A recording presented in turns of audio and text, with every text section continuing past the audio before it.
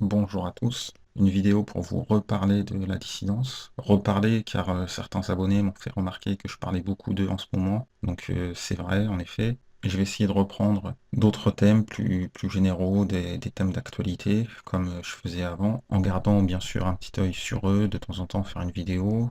Je sais pas si je vais reprendre des formats de vidéos les concernant décalés, comme avec les dissidences copies. Je vais peut-être continuer les messages à la dissidence. Ça me prend quand même pas mal de temps, ces petites vidéos au niveau du montage. Et les vidéos plus générales aussi me prennent encore plus de temps à collecter les informations, les images et autres.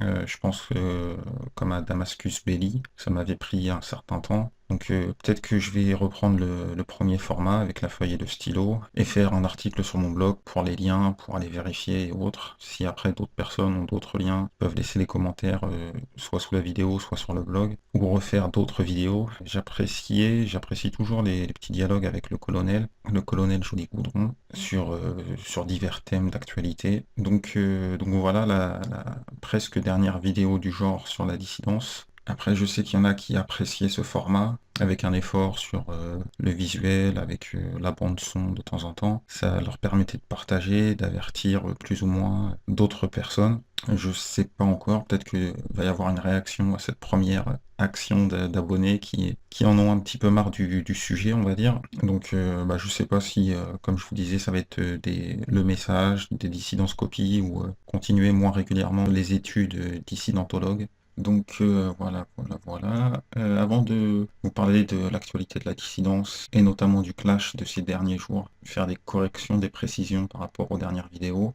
Donc je vous avais parlé du projet de Lolo sur l'IRPOC, le projet de lobby antisioniste européen. Donc il a collecté 63 € en 13 jours, il a 5 soutiens. Mais ce n'est pas tant ce projet qui m'intéresse réellement.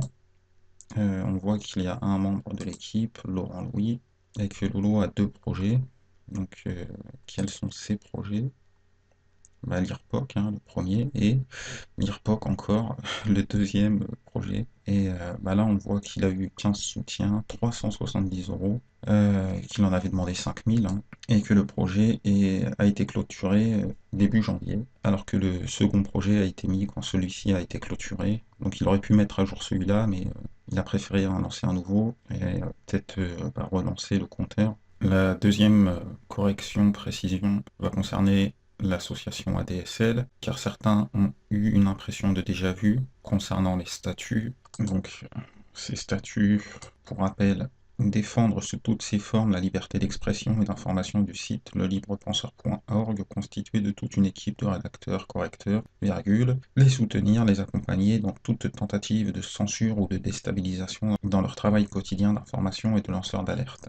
Cette impression déjà vue concerne une autre association de la dissidence et non de la bissidence. Donc, pour rappel, en 2007 était créée l'association Égalité et Réconciliation. Les statuts étaient la promotion de l'idée de nation, sans exclusive sociale, politique, religieuse ou philosophique. Elle rassemble les citoyens qui font de la nation un cadre déterminant de l'action politique et de la politique sociale, fondement de la fraternité, composante essentielle de l'unité nationale. Donc l'adresse était dans le 16e. Après 2007, donc en 2010, il y a eu un changement de statut. C'est Marc Georges qui nous expliquait un petit peu les raisons du pourquoi de ce putsch de l'époque. Et donc les statuts ont évolué en étant promotion des idées de l'essayiste Alain Soral.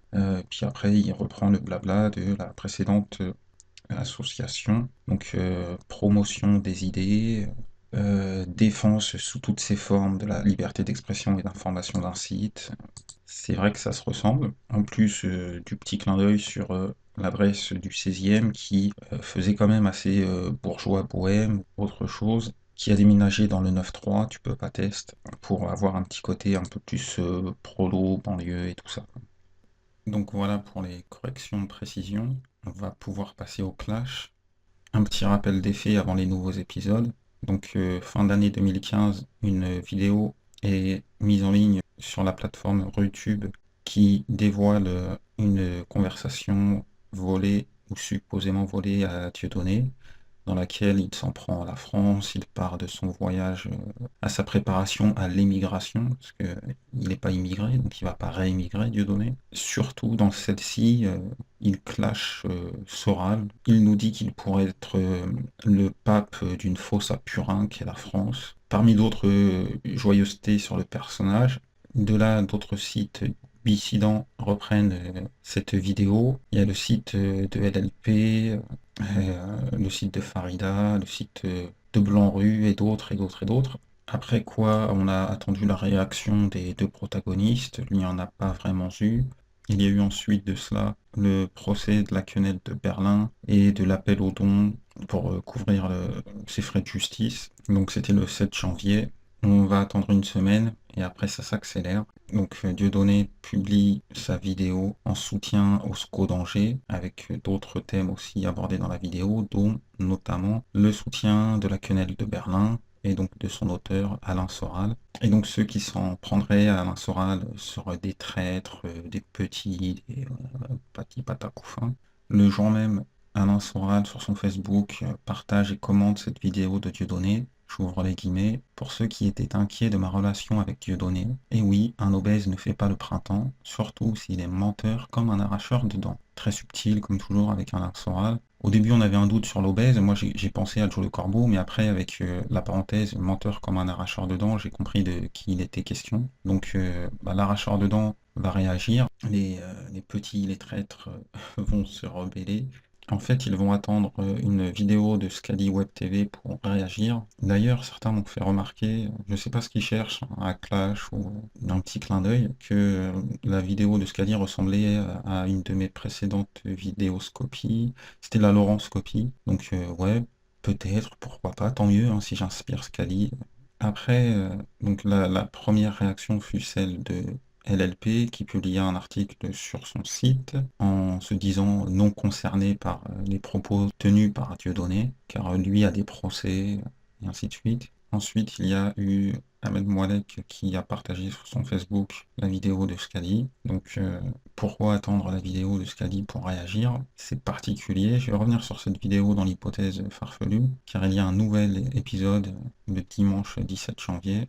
Sur son site internet, LLP inaugure une nouvelle rubrique, le courrier dit lecteur. Donc il introduit cette nouvelle rubrique des courriers dit lecteurs avec ses propos. Nous avons reçu ce courrier que nous avons décidé de publier dans la rubrique courrier dit lecteur. Ce texte a été envoyé par un certain Adam de la Cave, curieux nom à particules qui laisserait penser à une origine aristocratique.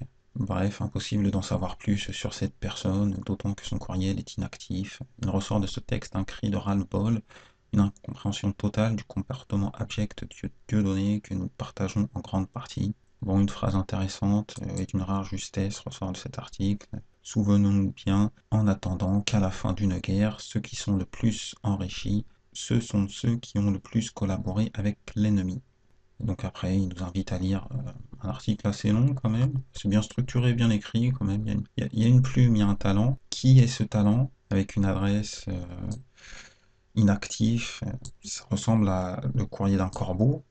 Donc corbeau Joe, on pourrait penser qu'un obèse s'est senti visé, hein, avec tout mon respect et des bisous pour les obèses.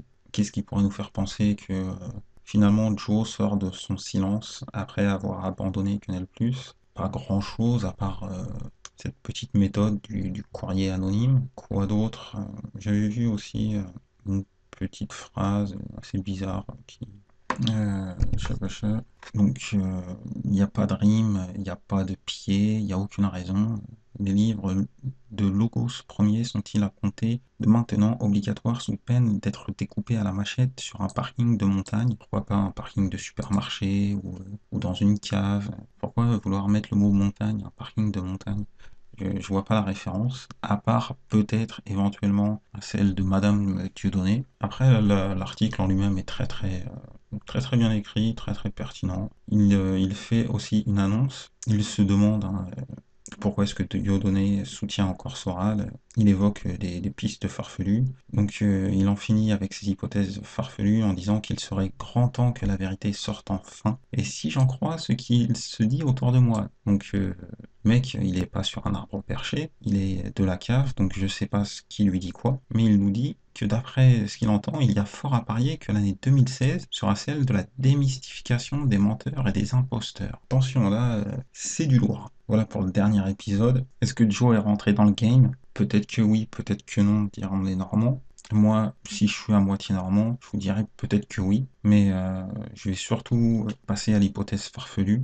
Donc, pour l'hypothèse farfelue, je vais reprendre celle de la vidéo Diodo Clash Soral, car il y a des évolutions dans cette enquête. Pour rappel, on recherchait René Lataupe, qui a balancé l'enregistrement sur le site russe Rutube. Donc, il y avait l'auto-quenelle de Diodo, il y avait Soral pour se débarrasser de Diodo, il y avait les sionistes, la petite nuance sioniste avec un complot médiatico-politique, il y avait la dissidence, et il y avait aussi l'hypothèse des Black Dragons, avec le nouveau single de Coco T'inquiète qui pouvait donner un indice. Donc parmi ces hypothèses, il y en a qui prennent plus d'épaisseur que d'autres, et il y en a même qui se dégraissent. Donc on va voir lesquelles. À propos de l'hypothèse des Black Dragons, elle prend un petit peu d'envergure, dans la mesure où il semblerait que Coco T'inquiète ait été remercié.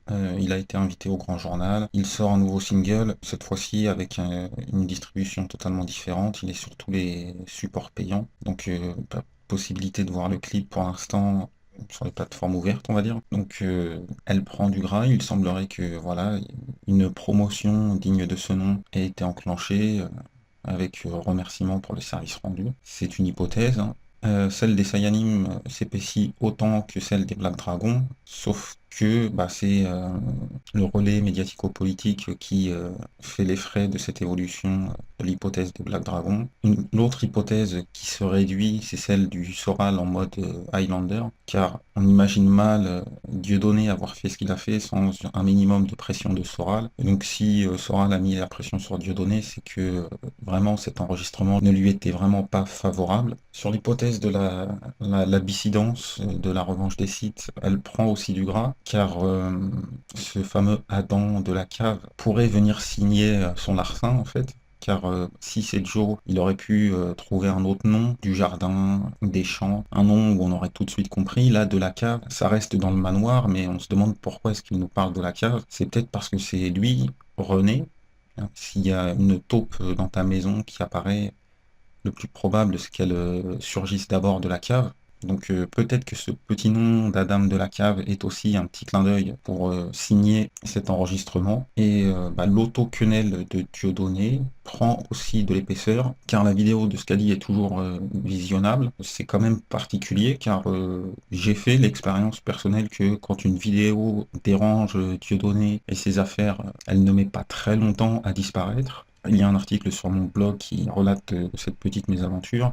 Dieudonné censure, et donc j'avais été censuré à l'époque parce que j'avais repris une des vidéos de Dieudonné, ce que fait Scadi. Scadi reprend la vidéo de Dieudonné, clairement, il a des extraits de cette vidéo. Donc Dieudonné et les siens auraient pu demander à YouTube de censurer la vidéo, ce que YouTube aurait fait immédiatement, et ils ne l'ont pas fait. Donc ce qu'on peut dire, c'est que la vidéo de Scadi sert les intérêts de Dieudonné, sinon il l'aurait censuré. Et donc ça renforce l'idée que cet audio finalement c'est Dieudonné qui l'a sorti lui-même pour se débarrasser un petit peu de Soral. Dans cette vidéo de soutien à Soral, certes il traite les opposants à Soral de petits, de traîtres et d'autres noms, mais il dit bien qu'il soutient Soral que sur la quenelle de Berlin.